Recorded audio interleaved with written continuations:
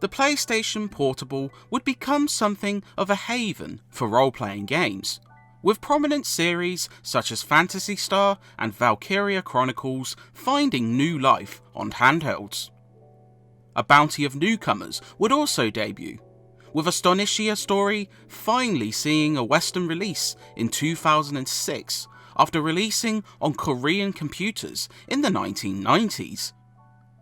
But perhaps it would have been best left in the decade prior, as this story feels generic, suffers from unsatisfying combat, and is beset by some noticeable translation issues that damage the already underwhelming narrative. While perhaps providing some unintentional comedy, with so many better competitors on the system, the joke will be on players who sink any time into this one.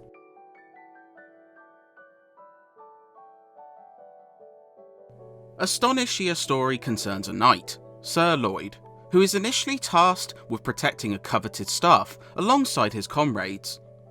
Unfortunately, a trap sprung sees the item taken and all but Lloyd wiped out, with even the protagonist stripped of his armour and left for dead.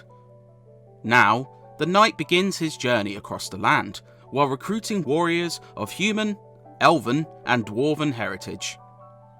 It is incredibly typical fantasy fare, with a group of main characters who lack depth and instead consist of archetypes. Lloyd himself is incredibly bland, constantly referring to duty and honour to an almost robotic routine, and his companions barely fare better. Some are in the party so briefly, there's no chance for any development.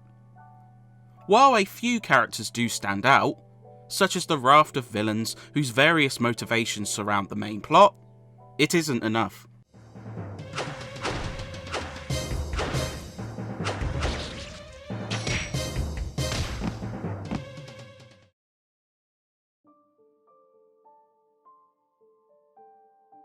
If you're hoping the game world might make up for this, you'll be sorely disappointed.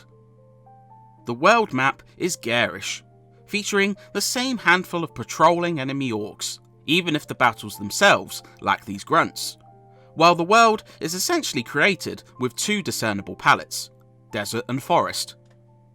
The main towns are unremarkable, with a dwarven village barely distinguishable from a human market town, and featuring only a handful of enterable buildings. Dungeons are a notable offender for palette swapping, with dreary caverns changing from green to blue. There are a handful of side quests dotted around key towns, but they often feel underdeveloped and barely worth the paltry reward, bar the legendary sword quest. Even for an RPG with its origins in the 1990s, this is a cookie-cutter world for an equally flat story.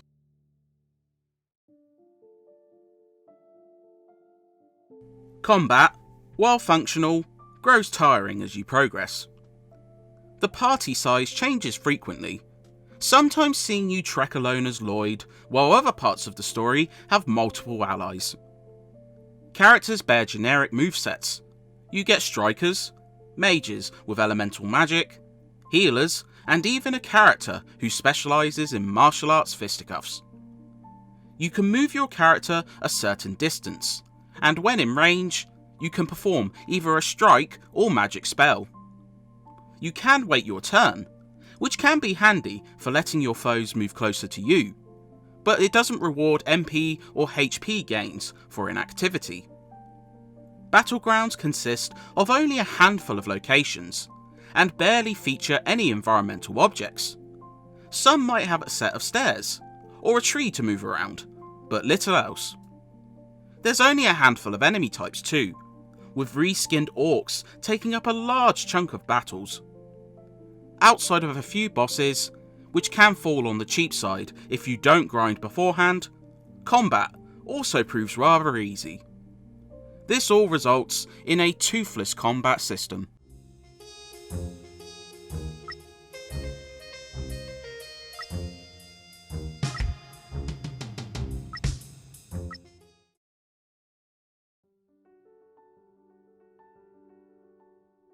Perhaps one of the more infamous aspects of Astonishia's story is the English translation, which might stand as one of the worst the genre has seen.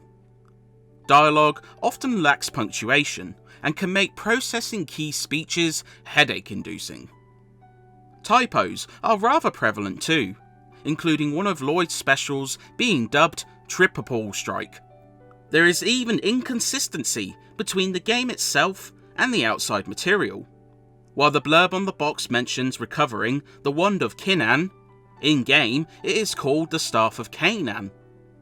This disconnect is felt throughout the game, with the aforementioned errors damaging an already unremarkable narrative. While this version features a special anime intro compared to the original, it feels like a poor trade for Ubisoft's incredibly poor handling of the localization.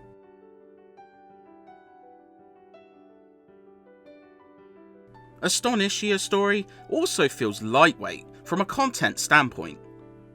Even if you explore off the beaten path, complete the handful of side quests, and level up your characters, most will be lucky to break the 20-hour mark, which is very short by genre standards. The only saving grace for morbidly curious players is the litany of missteps and a couple of oddball moments, including some moments where characters break the fourth wall, hinting at a satirical side. There are also some solid music tracks, including a tension-inducing boss theme. But ultimately, these feel like bright spots in an otherwise astonishingly generic adventure.